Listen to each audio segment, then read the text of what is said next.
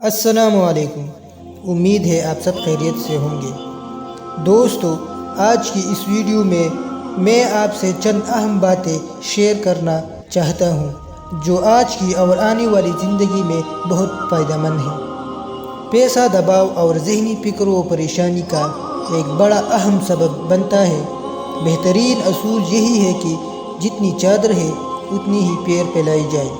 اس سلسلے میں میاں بیوی کے علاوہ بچوں کو بھی اعتماد میں لینا مناسب ہوتا ہے۔ آج کل فضول خرچی بہت عام ہے اور اس کی ایک بنیادی وجہ یہ بھی ہے کہ ہم دوسروں کی نقل کرتے ہیں۔ قناعت و کیفیت کے ساتھ زندگی گزارنے والے مالی پریشانیوں سے محفوظ رہتے ہیں۔ غم کو قریب نہ آنے دے، غم اور فکر کو اپنے پاس تک نہ آنے دے۔ اگر صحت درست نہیں تو غم کی کیا ضرورت ہے؟ ایک تو پہلے ہی مرض میں مبتلا ہے، دوسرے غم کا مرض خریدنے سے کیا حاصل ہوگا؟ مریض کے لیے غم و فکر موت کے گھاٹ اتارنے کے برابر ہے، اور تندرست آدمی کے لیے غم و فکر کرنا مرض کو دعوت دینا ہے۔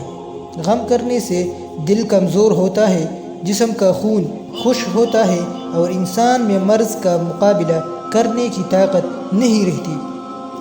رنج و غم سے جسم میں ایک قسم کا زہر پیدا ہوتا ہے، کھانا اچھی طرح ہضم نہیں ہوتا۔ رنج و فکر کا دل اور پھیپھڑوں پر بھی برا اثر پڑتا ہے۔ آپ ہمیشہ خوش و خرم رہے اور کبھی غم و فکر کو اپنے پاس نہ آنے دے۔ دکھ کو بھی برداشت کرے۔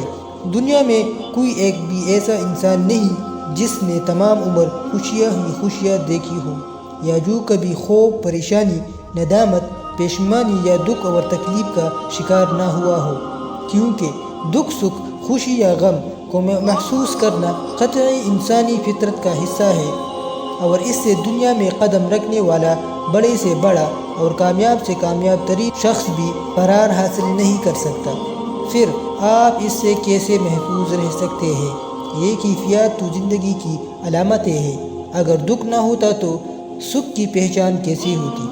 البتہ آپ کی کوشش ہونی چاہیے کہ غم، دکھ، پشیمانی اور حسرت و افسوس جیسی کیفیت مستقل آپ پر مسلط نہ ہو سکے۔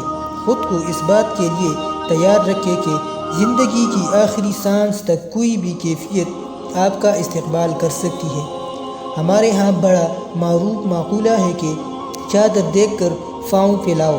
یہ چیز نہ صرف معمولات زندگی کے لیے بلکہ سوچ کے حوالے سے بھی اہم ہے۔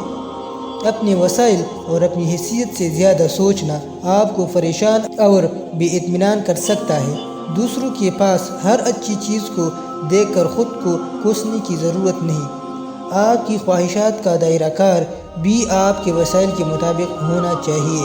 ہر خواہش پر دم نکلنے والی بات سوائے اپنے آپ کو جلانے اور اپنی شخصیت کو اپنے ہاتھوں سے تباہ کرنے کے علاوہ کچھ نہیں۔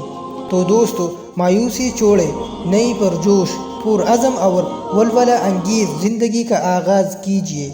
ماضی کے ناخوشگوار تجربات کو رہنمائی کا ذریعہ بناتے ہوئے آگے بڑھنے کے لیے کوشاں رہیں۔ انشاءاللہ منزل آپ کے قریب سے قریب تر ہوتی جائے گی۔ امید ہے دوستو ویڈیو آپ کو اچھی لگی ہو۔ ویڈیو کو زیادہ سے زیادہ شیئر کریں اور ہمارے چینل کو سبسکرائب کرنا نہ بھولیے گا۔ شکریہ۔